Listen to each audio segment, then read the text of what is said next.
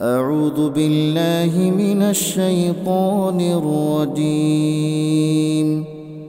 بسم الله الرحمن الرحيم وهو الذي أنزل من السماء ماء فأخرجنا به نبات كل شيء فأخرجنا منه خضرا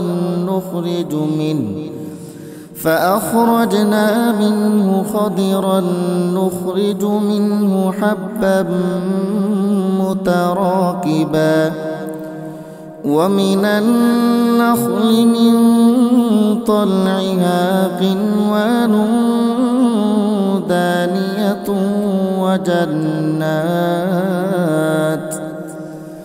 وجنات من أعناب والزيتون والرمان مشتبها وغير متشابه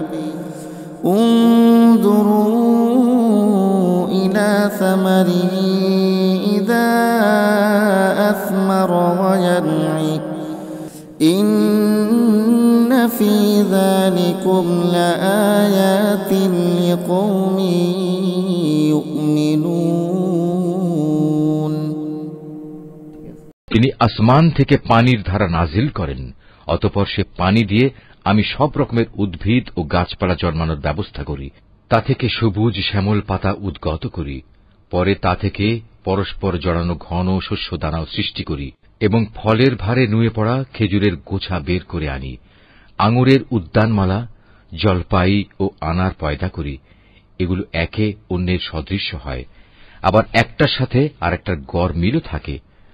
গাছ যখন সুশোভিত হয় তখন একসময় তা ফলবান হয়, আবার যখন ফলগুলো পাকতে শুরু করে তখন তোমরা এই সৃষ্টি নৈপুণ্য দেখো। অবশ্যই এতে ঈমানদার লোকদের জন্য বহু নিদর্শন রয়েছে। Mahfuz, Art of Nature।